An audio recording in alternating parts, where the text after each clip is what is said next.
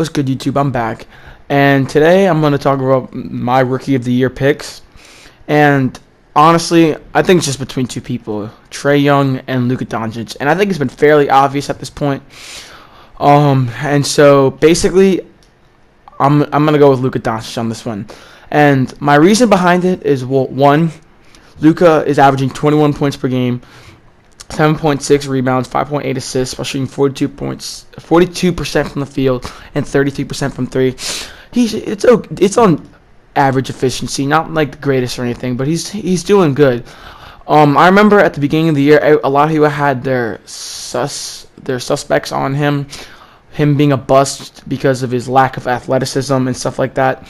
But I think Luka Doncic has shown that just because you play in Europe doesn't mean you can't be a great NBA player or a great NBA prospect. Now, I do think that people based off of, I guess, a scouting report that really wasn't the only thing, because I do believe that it's more unfair for foreign prospects than it is for American prospects, as in the collegiate level.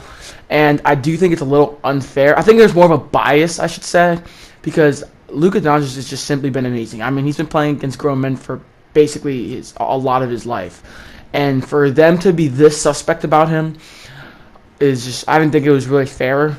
Because, just because he comes from a different country doesn't mean he's any worse than, I guess, a certain prospect. And yes, some of these points were valid. The lack of athleticism is a valid point. I think not that the lack of three-point shooting was a question, but could he be a consistent three-point shooter was a question. I thought that was a fair. I thought those two were fair questions heading into the season, heading into the draft as well.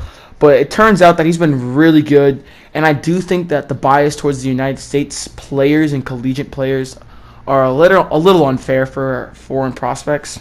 But basically, he's broken out this year. He's been very good for Dallas. What's going to be interesting to see is their fit between him and Porzingis.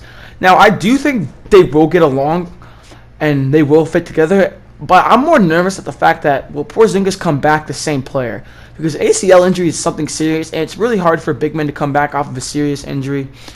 And so it'll be interesting to see how this goes. And I think having Dirk there will help Porzingis a lot, considering the fact that Dirk is just so good. He's going to be a Hall of Famer, obviously.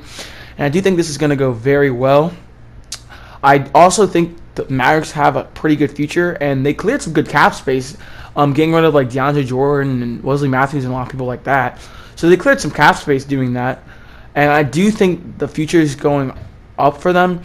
A player that I would like to take notice, though, I know this is a rookie video, more about Luka Doncic and Trae Young. Well, mainly Luka Doncic. But I want to give a shout-out to this guy, Brunson, number 13.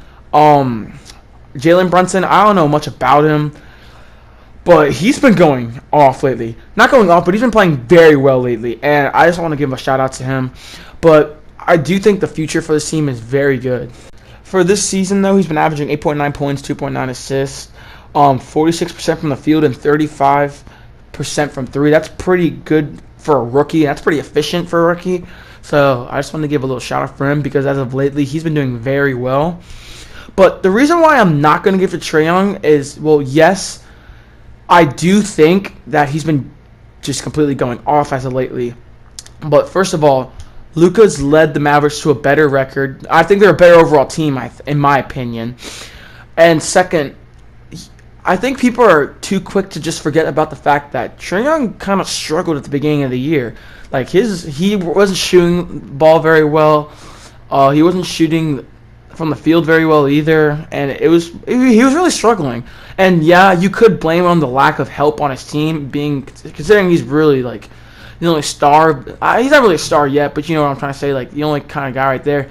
Now, he does have help from John Collins and Kevin Huerter. I'm sorry if I said that wrong, but he's been doing very well. The guy from Maryland, he's been doing very well. I'm excited to see him. If there's one thing I think the Hawks should do, I think it's time to move on from Taurean Prince. Not that he's a bad player or anything, but I do think you can get a lot for him. If you put Taurean Prince, slap on a first-round pick for him, I think you could get something solid for him, or even a second-rounder, I don't know. But I do think it's time for him to move on. But that's one thing. I just think that Trae Young at the start of the year wasn't that great, and you can't really forget about that considering Luka Doncic has been great all year. And so yeah. So yeah, that was my main thing I was gonna say. It's kind of ironic though to see these two both being traded for each other basically at draft night, and to see these two basically for Rookie of the Year. I know a lot of people do have Trae Young as their Rookie of the Year, but it's just interesting because once their career ends, they'll both be connected to each other, and it'll be like who had the better year, what franchise made the wrong decision on who to basically draft, and I think this will be very interesting. I think these two teams will be very good later in the future as long as they build correctly, especially the Dallas Mavericks. And so yeah, I'll see you guys next time.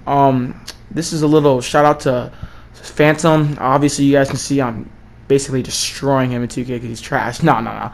But yeah, I'll see you guys next time.